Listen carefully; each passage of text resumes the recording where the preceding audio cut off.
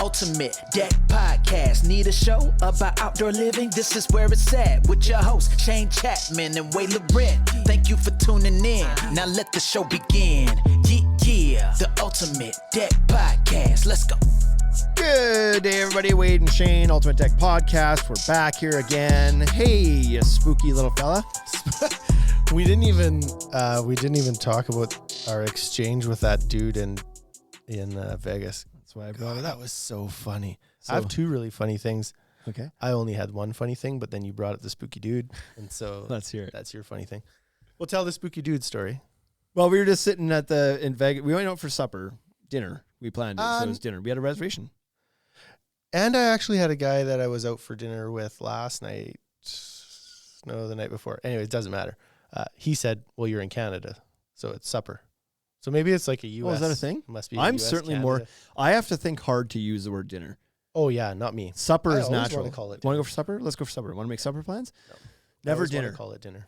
Dinner is like, I only say dinner if I'm thinking about that exact time where it's like, I should say dinner now.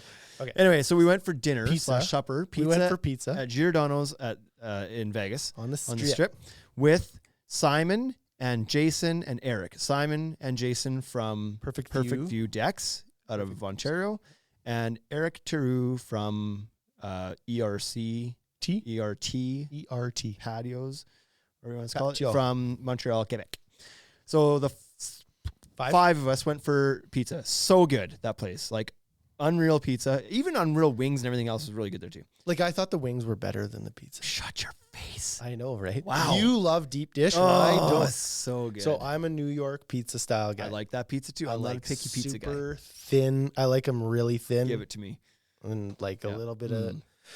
It's hard to make me unhappy with the pizza. Dude that had one of the guys we were in meetings with today when we went to the Ledge. He's in from Saskatoon, so they went to Houston Pizza last night for him and his family because they were like, "Wow, we're in Regina. We got to go to Houston Pizza." It's not the one. And I said, "Man, most people go to like Tumblers or Trifons, Western Pizza, any of the other ones." Yeah, Houston's not bad. It's just like they hardly put any sauce on it, and it's not it's just a plain sauce. Yeah, everybody raves about Houston. It's just because it's the one that has the most locations, and the one is like the nicest location. A lot of these pizza places are kind of like a little bit divey. They're not really the nicest of places. Anyway, so we go for pizza. We're leaving. We come down the escalators into this like little outdoor mall area, and it's raining out. So we're standing under the canopy of the escalators, just kind of like, what's our game plan? Because we were going to walk the strip, but now it's raining.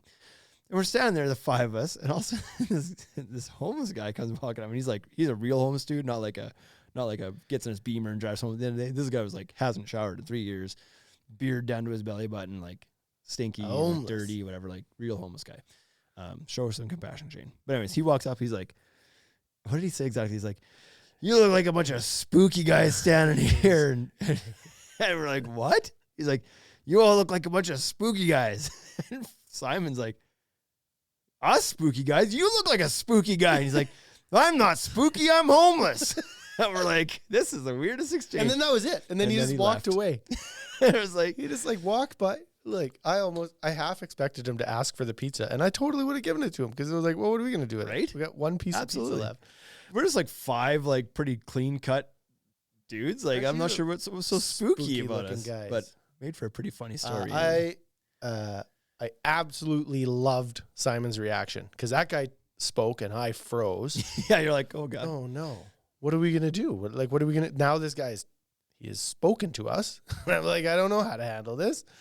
It was like, because typically I just want to avoid them for any sort of like mythical region, like a reason. There's like, oh, they're going to rob you or all these other, whatever. Anyways, Simon attacked him. And it was like, and that guy appreciated that. Went right back. Yeah, had a good little exchange. I'm spooky. So that was really great. I loved it. What's your other story? So I went to the Hotel Sass last night. I'm wearing the hoodie that I have on right now, the exact same hoodie that you have on. Yeah. And one of the WRLA board members by the name of Len looked at me and said, what the hell kind of deck have you drawn on your hoodie? And I was like, what are you talking about? He was like, it has railing on all four sides. There are no stairs on your deck. And I was just like, well, I didn't draw this. Len, it's a balcony, Len. And so I was like, Well, it has a ladder on it. And It does have a ladder. You can see the ladder behind the guy. I was just like, they must be getting ready to put the stairs in, and they're behind the guy. So hey, Yeah. so They're going to put a spiral staircase on, so they had to close the railing in before the inspection was completed. 4-sided deck. So- But I hadn't noticed it at all until I saw it just. So now, I and was knew like, it didn't have "Oh, man, stairs, look at that. but Frazier pointed that out at one point too, our general manager here, and pointed out to Rebecca, he's like, why is there a ladder behind the guy that goes up to the deck? And it's like, it's not explainable. It's just the nuances of using AI to generate some images. Anyways, the feedback, other than Len, has been really good. Everybody's like, logo looks great, stands out nice, blah blah, lots of great stuff. But Yeah, great hoodies. Both the hoodie quality and the image on it. Yep. Awesome. We're going to get to it today because we got shit to do. We're going to have a little quick chat about what makes a good dealer rep. So yeah, because so at this time of year, we always end up actually interacting with our reps a lot because it's booking season, and so we get like they start showing up, and then I had one in my office yesterday, another phone call today, set up meetings, like, Yeah, our booking's ready. So our through booking's the ready. winter, we deal with reps quite a bit. Summertime, they show up, and it's just like it's fun and games and stuff. But right now is like it's the brass tacks Yeah. of being a rep. Right. Now they got to work, not just play all the time. So here we go. If you're gonna go to work, do it this way. So there's been a before we get into it, there's been a bit of a shift that we've noticed, and we've only been in this game for 7.5 years, 7 years. So like we're like on the youngish, but we're starting to mature. We're teenagers in this game, So we know everything. so we know everything. Yeah, know everything. Got a shitty attitude. Like Well, now I think I should change the topic. of Late this to everything. podcast. It's like, wait a second, I'm your oldest son, and I know how we feel about that. Yeah. So Yeah, it's exactly. like, well, wait a second, I'm about to complain for. But what we've noticed in the last few years is that dealer reps have really started to like go direct to the contractor quite a bit. Like they've really started to. It used to be more that the dealer reps would support the. I mean, as their name would suggest, they're there to support the dealer, and they were very tiptoeish around. Like they would meet contractors maybe at your location or come to your events where you were going to have contractors or whatever. Or they might ask you the odd time, like, "Hey, do you mind if I give somebody a shout?" But they would always run it by you.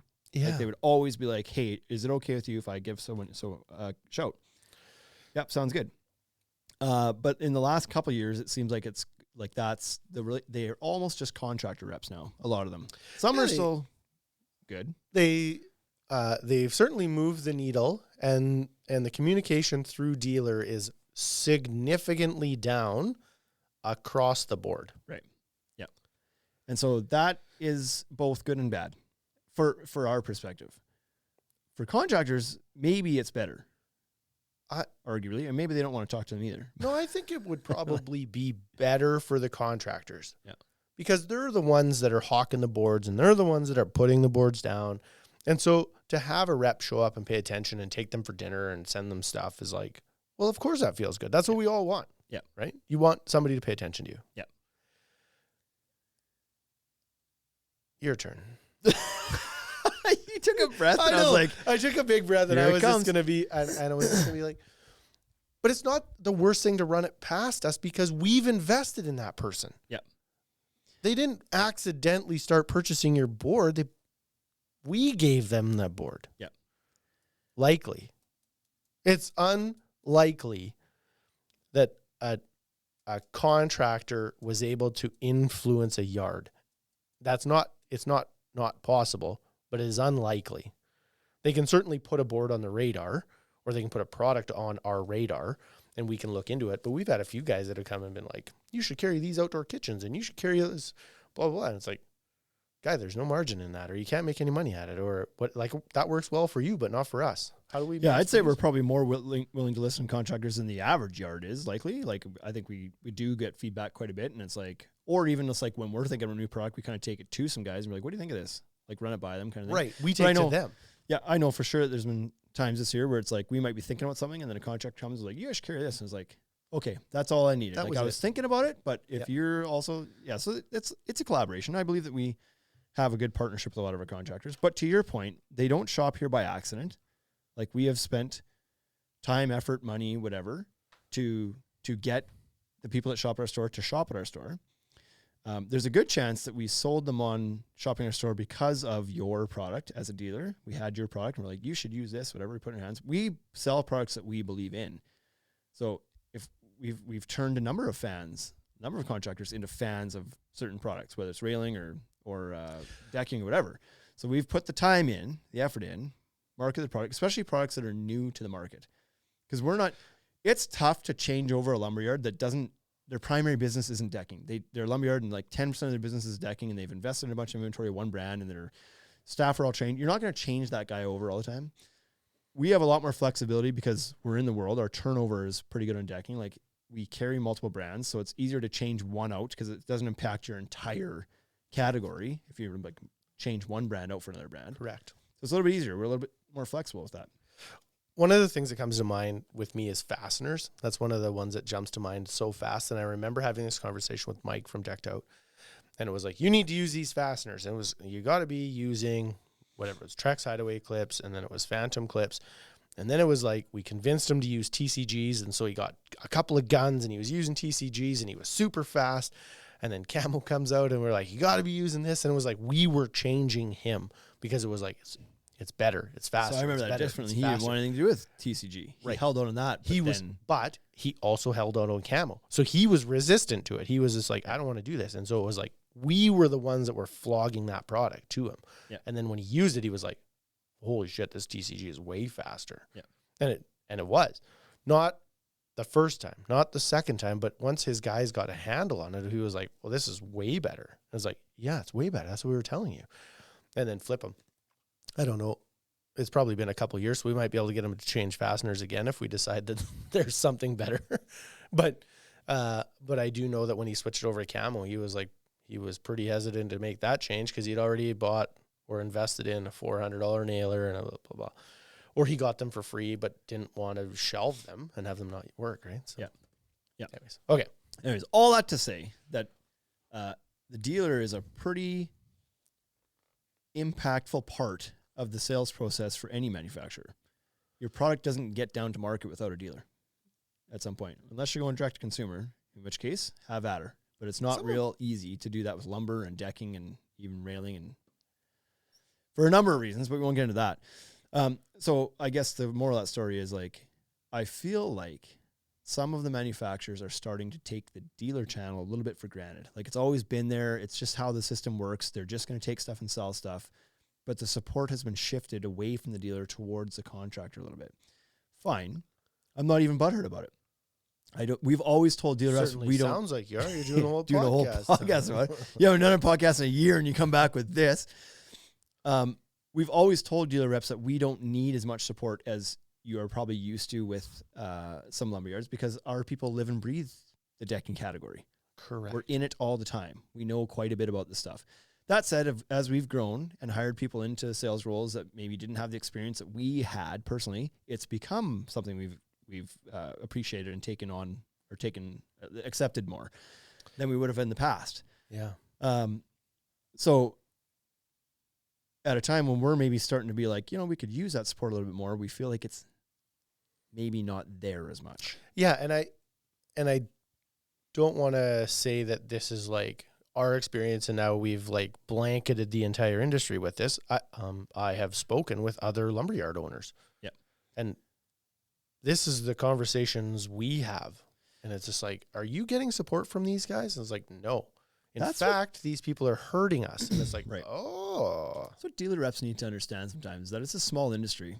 And like a lot of us who, like even competitors in the same market, we talk.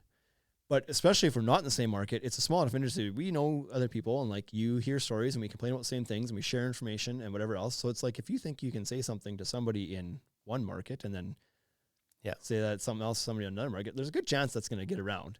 Yeah. And it does. And then it looks real shitty. Mm-hmm. So anyways, we decided to do a podcast on what makes a good rep from the dealer perspective, because we've had some incredible reps, still do have some really good reps. Unfortunately, I would say our best rep has moved away from, and I'll give him a shout out, Mikey Fortiflow. Yeah. Mike Fortiflow, who is a rep with Fibron. Awesome. Like checks all the boxes that we're about to talk about. really went to bat for us, like really looked out for us, had our backs, did a great job with the contractors as well. Yeah. Went above and beyond in a variety of ways.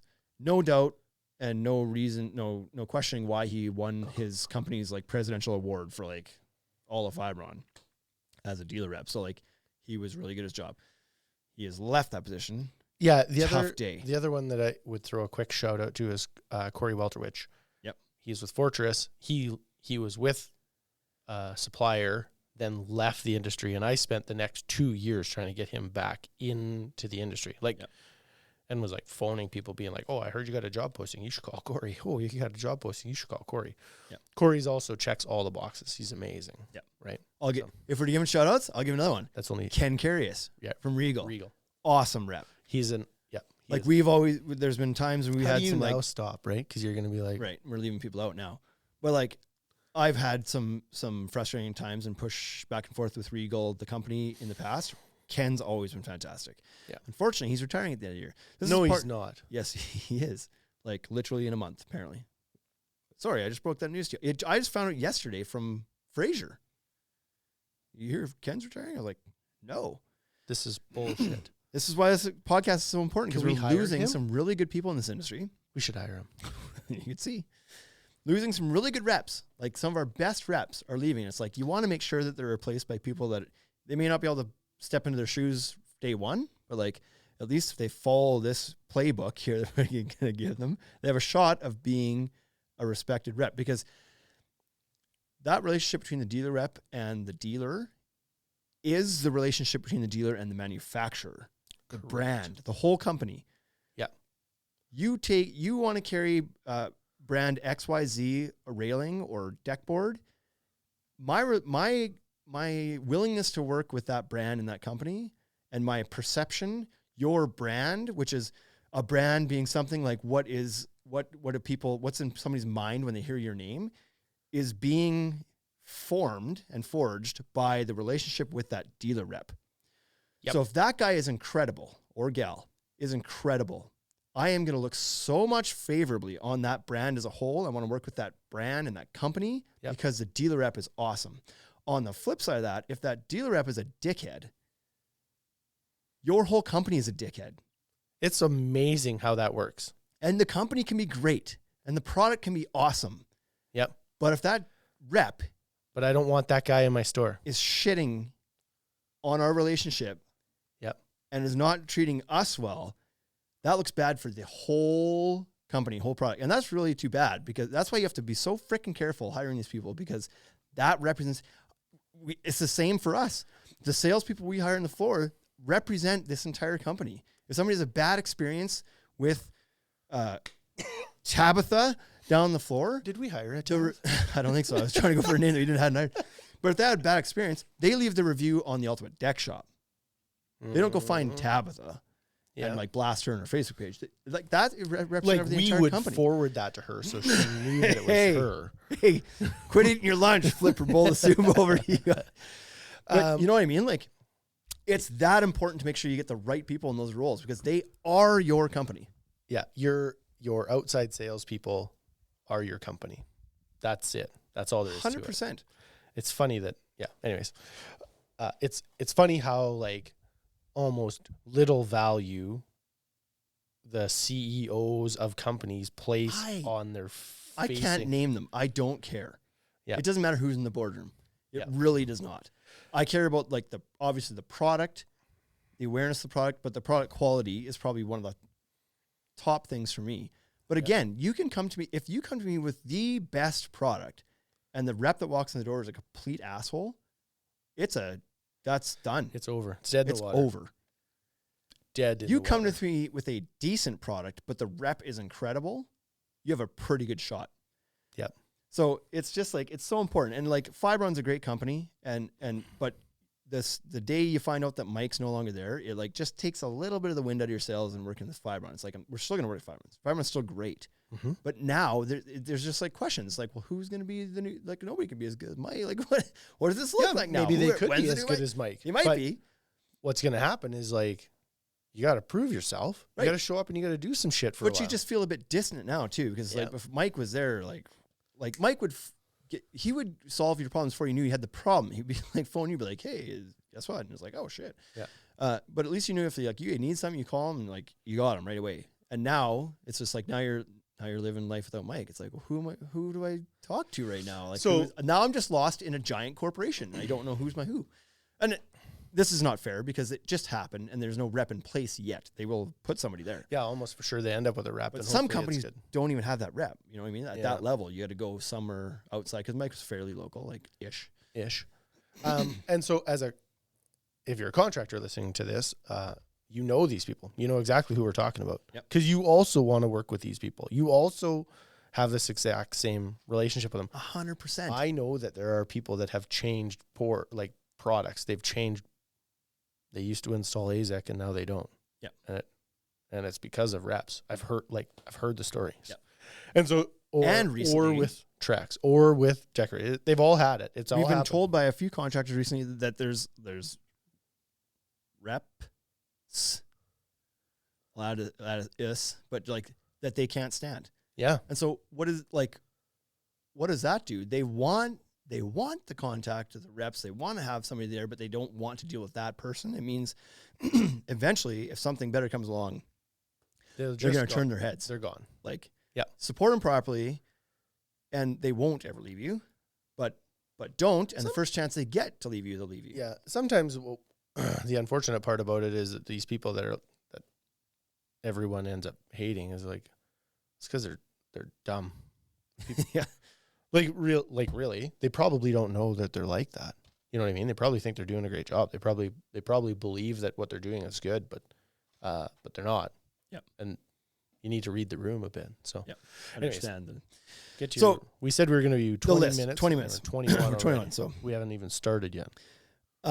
the first and most important thing is just being good with people in general. You're going to be dealing with us, the dealer level. You as a dealer rep, it's kind of shitty. You got to report up and down and all over the place. You got to take care of everybody. So you got to be a people person.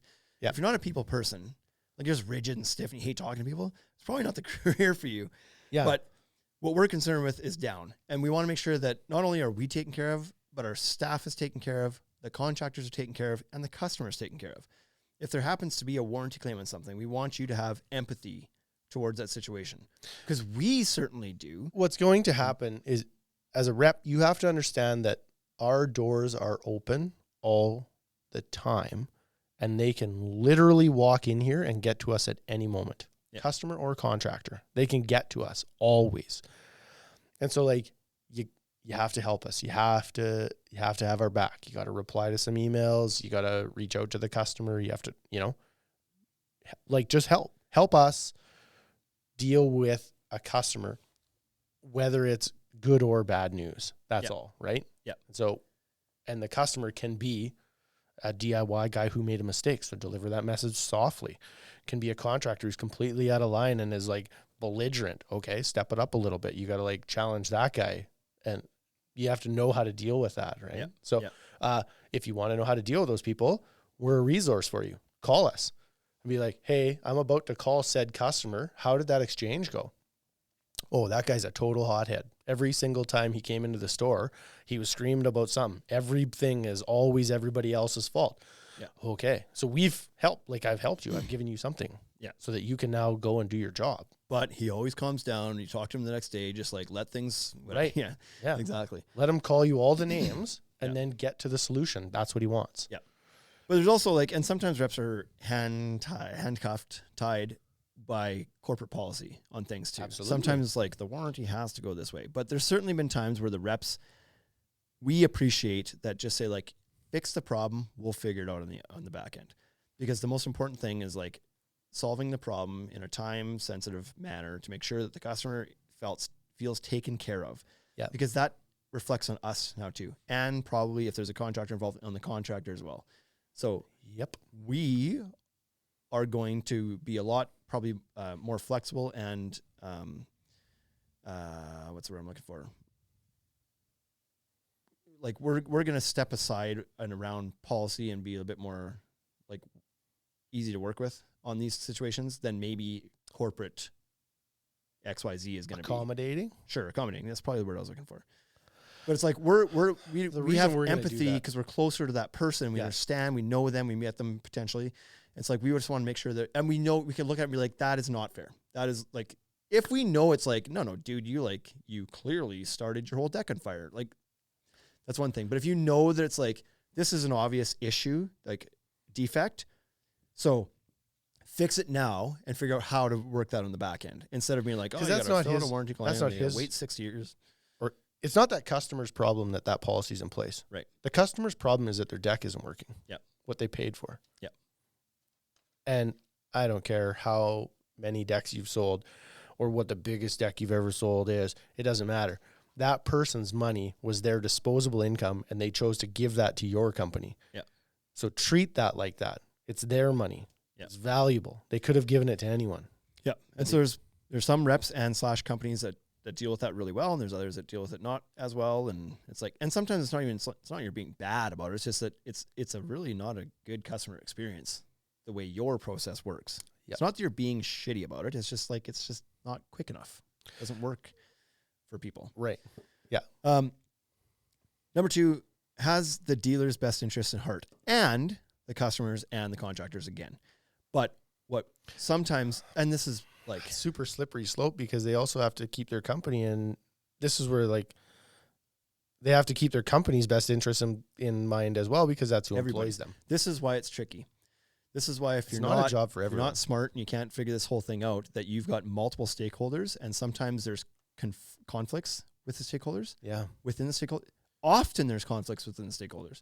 So you've got a dealer who's like, this is crap, we got a bunch of bad boards, and then you work for a company who's like, you're only allowed to hit a percentage of like fall down on your product that you shipped, and you got a dealer saying like, this is crap, and then you're already at your mark and you're like, well, I don't want to just like return these boards because then I'm going to get in shit from my head office, and I'm like, I work for them, so I'm supposed to like, you know what I mean? Like there's a conflict there potentially. Then there's a conflict potentially between customer and dealer. Like, Yeah, because dealer maybe like has because one maybe story. maybe you take 2 weeks to even deal with this. And in the meantime, the customer thought they were going to have a deck for May long, and now it's June. Yeah.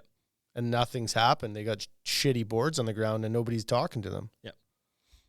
That's And then sad. there's like your job is just to sell as much of your product as you can. And it's like, but you also have relationships to like foster and take care of, and like who's scratched your back, and you have to kind of like, so like this has only happened, I would say 1.5 times in our history where we've had a dealer rep.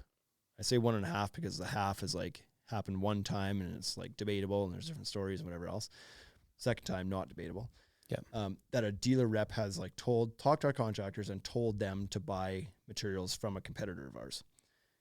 And that is like, that doesn't sound like that's my best damn interest. near irreparable. That like, and so especially when they come to you, says dealer reps like to do this, and it's okay if we have a relationship for you to be like, hey, who are your contractors? I'd like to get a hold of them. I'd like to maybe take them out for supper, get some feedback, see how we can work better, how I can make their lives easier. That is all with great intent. And I'm going to give you that list, and I'm going to say, sounds good. Thanks for helping us support our customers. Yep. That's fantastic. And like I said, many reps have come to us and asked if that's okay. We've had long-standing relationships with them, so I have no problem doing it. Mm-hmm. There's been other times where there's just like, that's the first thing they ask you. You don't even know them yet. It's like, give me a list of your contractors. Like, sorry, I don't even trust know who you are yet. Yep. And then what they do with that list is go talk to those guys and be like, you know, you can get this board over here. You know, I could probably get you a better deal here. You know, like if you could just buy them over here and then return to the deck shop, that's okay. Like you have to be stoned off your ass to think that that's okay. That's pretty, yeah, that's And pretty so, tough. Like, I don't know how you repair something like that after. Yeah. What I do know for sure is that, like all relationships, when you start the process of a relationship with a rep, it takes time. Mike wasn't the best rep the day I met him. It took some time. Corey wasn't the best rep I met the day we met him. It took us, we worked with them for a year or two before it was like, no, these guys are like, they're fantastic. They're like, continue to prove themselves over and over and over, right? Yep. And so when you have a new rep that shows up, and within months of starting that relationship, there's like red flags. It's like, well, then what happens is now like now you're not interested at all in in that, right? Because it's like any relationship. If you're with someone for 10 years and they make a mistake, you're more likely to work on that because you got 10 years in. Yeah, 100%. Right? You're dating someone and it's like, and they blow it. But it's like, if you just first start dating and then they blow it right away, red flag. yeah, It's like, what am I doing? not This is investing dumb. any I more don't need time in this. this. There's a million fish in the sea. yeah, I'll just find a new one. yeah, exactly. Right? So as this whole shift happens towards like these dealer reps are kind of becoming contract reps, that's okay. But just make sure that you remember how that all flows.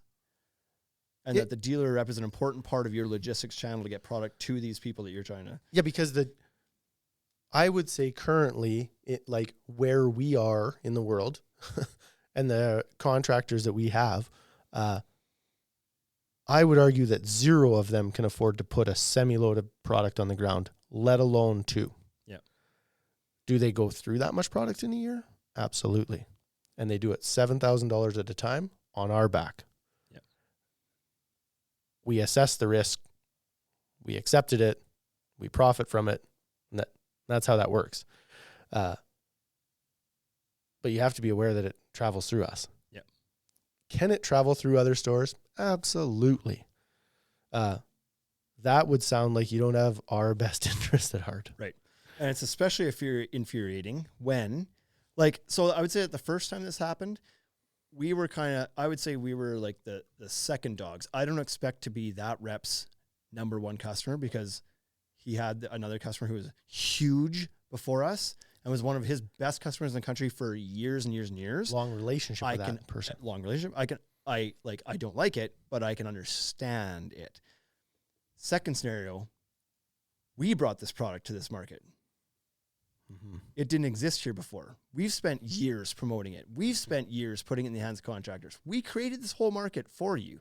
Not one effing person walked in the store and was like, I'd like this board. And now people often do. Mm-hmm. And we have made it one of the best selling brands in our markets against much bigger brands. Mm-hmm. And then to have that be how we get repaid is fun. That's fun. Next point. Yeah. Empathetic kind of talks what we were talking about already. We just need to make sure you always have understand the customer's point of view and understand our point of view and the contractor's point of view and our salespeople's point of view. Put yourself Empathy in their shoes. It's a tricky thing to do, but when done properly is amazing. Yeah. Right. We talk about it all the time with our employees and our team. One of the things I don't like about empathy is that it can hurt you.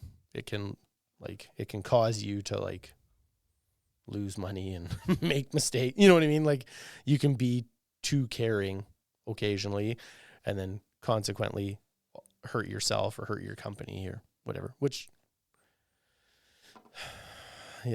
balance. You got to find a balance there because the customers. You can always be empathetic, but there has to be boundaries too. Yeah. Because all you're saying there. Empathy doesn't mean you have to always give in to everything. Empathy doesn't mean I feel bad for the customer, therefore it's just a yes to everything. It's like, no, you still have to do what's right and wrong. Yeah. It doesn't mean that even if the answer to the customer is, I'm sorry, but this really isn't covered under warranty, you're kind of on your own here. It doesn't mean that can't be done without empathy. Is the customer going to appreciate it? Probably not. But they'll appreciate it if you have a genuine care for the situation rather than you being like, what do you want me to do about it? Like, you're the one who screwed this up. Like, of course it's not covered. You'd be stupid to think it is. Like that's not going to go over as well. So there's a way to handle these different situations. Yeah. Problem solver we kind of mentioned before, shows up and PKs. So this is much appreciated too. Like I said before, we have often turned them down in the past, PKs, when it was just kind of like me, you, and maybe one other guy, and we all kind of we were so hands-on with this stuff, and we'd all built before, and you couldn't come in here and teach me anything about your product that I didn't know already. So it's like, we don't need to sit through this. But now it's absolutely something that we appreciate to get our people more trained than we have time to train them ourselves. Yeah, and you know what? We might have been our own worst enemy in this 100%. because we probably spent years telling these guys to beat it. Don't come here. We don't need your stuff. We don't. And to our point, it was like we have 5 brands on the wall. So the reason we sell different brands is maybe not the same talking points you have, right? Like what Trex says about their board and what they say is an advantage and why people would want to buy it is maybe not the exact same thing that we were telling our salespeople. But now we can't get to all of our salespeople. Yeah. Not that we can't get to, as of course you can, but it's not our role anymore in the company, right? Yeah. Our role has changed, and now it's Fraser's job and Robbie's job to convince the sales team how to sell and what to do, and they need the support. Yeah. And so, showing up, doing a PK once in a while, once a year. Just checking in is the most. We may not need anything from you at this time, but it's sure nice just to get the phone call to be like, hey, how things are going? Like, do you need anything from us right now? Just remember that there's a deadline coming up for, your marketing dollars you have or for your orders or something. Just reminding you that, like, just that check-in once in a while and being organized, which is what Mike was really great at. Yep. If it wasn't for Mike, we'd literally lose money because I'd forget that, we had $7,000 to Like, I spend think we actually just about did lose money, even though he was reminding you. Probably, yeah. Right? Like, It's like you have some marketing dollars. You're like, ugh, Oh, right. what am I How going to do with these? What am I going to do with that? So that can be super, and that we have proactive on your too, and staying on top of programs. That's basically all the same thing right there. So yeah, and so proactive could be something like, as a dealer rep, what we were telling you was like, make sure you focus on us as well. But some of the other things that contractors certainly appreciate is like you offering to do their paperwork for them. It is no secret in this industry that contractors hate paperwork. It's probably why all their not all their companies, but that's likely why the majority of companies fail, is they just didn't want to do the paperwork. Yeah. So if you talk to them and you're like, hey, listen, I'll get a hold of your supplier, and I would say that monthly I'll ask them to email me your invoices and I'll submit those for you. Are you okay with that? Like, there isn't a contractor out there that would oppose that. They'd be like, absolutely. I always forget to do that. Please help me with my rewards program. Yeah. They would all be on board. And so you as a traveling sales rep, not that you have infinite amount of time, but you certainly have some time, and you're always around a computer. Just like help them with that. Yep. And then that makes our relationship with our contractor better, because now they're buying from us. We're submitting the invoices to you. You're submitting theirs. They're getting checks. They're like, checks are just showing up now, or they get advertising dollars. And it's like, well, this whole relationship I have with like the deck shop and said company is fantastic. These guys are so good to me. Why would I go anywhere else? Yeah. That's how I view it. The rep should be working. It should be a partnership with us to support the contractor and or the customer. And they should feel supported by us as a team. I understand you have other dealers you work with. That's fine. And you should support their contractors and help them to support them. Right. Where you're crossing lines when you're trying to get in there and mix things up and like move people around and stuff like that. Don't play that game. What you got a thought? Because what happens is you don't gain more sales. Yeah. Like if you take a contractor from our store and move them to a new store, it's not like you sell more of your product. Yeah. You just sell it through a different avenue. And so like what good is that? Now because the other place I moved them to isn't a stocking dealer and I'm trying to make them a stocking dealer. It's like, right, but then that means that product comes out of my store. It means I stock less. It still doesn't mean you stock more or sell more. Or stock none. But yeah, for sure, right? Because it's like gain one, lose another. Yeah, which is like we've had that conversation a couple times with manufacturers, suppliers, and in different areas. It's like, what are you doing? So that like pretty simple stuff, but just it's always good to good have pointers. a little conversation about common sense, because it's just like it's elusive lately. Yeah, these days don't need. Not a huge long list, but I wanted to just point these out because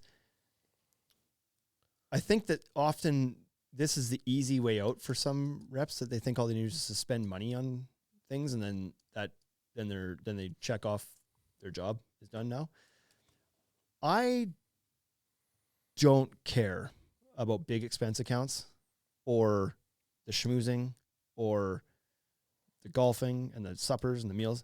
I appreciate all that. Like, it's fine.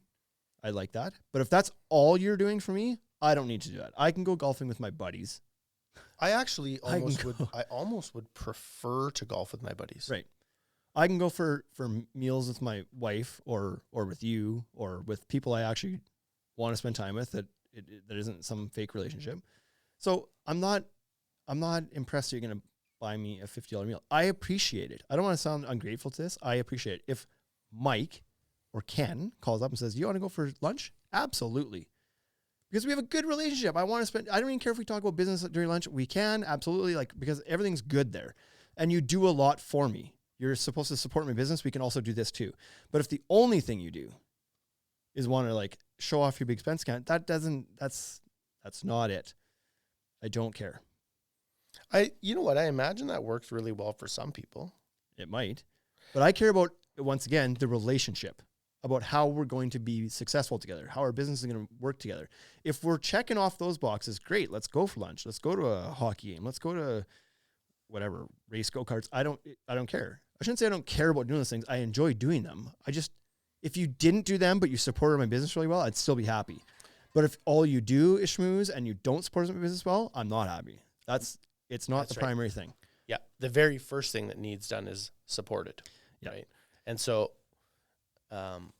we've had this conversation and we've told reps this too.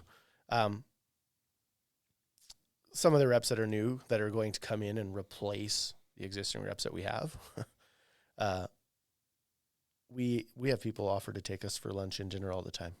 Yeah. That's the reality of the industry that we're in. Yeah. It's not any different than any other industry. If you're in the ag industry or if you're in the oil industry, people that sell things, salesmen or women, have company credit cards, they have corporate credit cards, and they get to take clients out for meals. That's the whole thing. Yeah. That's every single customer that's ever sold anything does that. Yeah. So don't roll in and be like, well, I'm going to take you for dinner. It's like my frickin' sock should be blown off that you're going to take me for dinner. I don't. I had this yesterday, and I went for dinner yesterday with WRL, and then I'm going to go for dinner later this week with a guy that's trying to sell us insurance, and that's what happens. So to walk in and be like, well, gather the troops, we're going to go out. It's like, no. Yeah. I don't care. First time meeting you. Come here, walk my store, walk the floor, walk the yard, meet my yard guys, meet my team. Yeah. And then make some notes. And then next time you come back, reference something from that person that you talked to last time. Ask Fraser about his garage edition. And it's like, now you got something. You have my attention now. Yeah. Right? I don't give a shit if you buy me 10 beer. I don't care. I could buy my own beer if I wanted. Right? That was one of the things that Blake talked about all the time from California Deck Pros. It's like, oh, we should go hunting. And we had reps that were going to take us hunting. Blake was like, I can afford to go hunting. And if I'm going to go spend 3 days in the bush, I'm not doing it with some dude I don't want to hang out with. Yeah. I'm going to go with the guys I want to go with. Yeah. And so he's phoning me being like, do you want to come hunting in Montana? It's like, absolutely. So I'd love to go hunting with you. That's the Coles Notes, this whole thing. Be somebody that we want to spend time with. That's what I want. Because you have our best interests at heart. You look at us as a partnership relationship. Yeah. You're not doing anything to F us over. Yeah. It's really not that hard. Yeah. So just be that person, and then we'll be more, and then cool. Let's hang out. Let's do things together. And one of the things that create so much friction and tension that it's like, one of the things that I've talked about over the last couple of days with a few other of the suppliers, because that's what we do, we're we own lumber yards and we talk to other lumberyard owners. When you're a rep and you're meddling, it's important to know that what you're doing is a job, or maybe it's a career, and you can find another job or another career, and then you can continue to make money, and you'll just get paid because it's a paycheck. And whether you get that paycheck from Corporation A or Corporation B, it makes no difference. You will always have the opportunity to go get another job. Yeah. I know that you and I are personally guaranteeing all of the inventory in the store and these trucks and this stuff. If a rep does something to take business away from our store, what's happening is they're actually meddling in my life. Mm-hmm. And it doesn't take very long before that becomes very dangerous, because you don't get to take somebody's livelihood away. if this store crashes, you and I spend the rest of our lives paying that off. Yeah. Because we personally said we would. And so like, careful what you're doing, because it's not a game. Yeah. I'm not playing a game. I'm not just selling deck boards to guys that I want to sell deck boards to and having fun and golfing. Right? Like, I am dangerously committed to this. And So- that's why these things are personal. That's personal. Don't need to say it again. And it looks like I got to get out of here. So Time to go. I feel like that had a really negative tone to the whole thing, but like we were trying to give pointers on like how to be a good rep. It's really easy. Just don't be a bad one. Yeah. Yeah. That's it. I would say, yeah, just do unto others. Right? It's So- like, The good news is Mike is with another company. We can work with him again if we'd like. Corey's He's still there. Corey's still here. Great rep. Ken, he'll still exist. Hopefully he still stops by. God, I hope he stops in once in a while. But he's a great rep. There's still good people in the industry. We had a ton of good guys Be in the industry. Be one of the good people in the industry that everybody wants to work with. Yep. I mean, like I said before, a lot of people talk, like the dealers, and it's rare that you have an issue with somebody that you're the only one. It's like you start talking, it's like, what? How's the thing going with this guy? Nope. It's like, thought so. Yeah. Same issues with everybody. Yeah.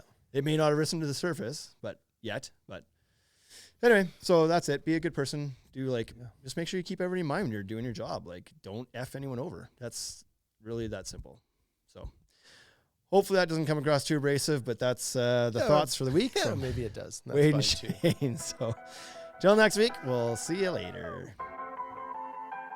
Hey, thank you for listening to the Ultimate Deck Podcast. Now you know what we're about. Check the site, come and shop. UltimateDeckShop.com. Hit us right away for sponsorships, or tell us if you want to collaborate. Let's go.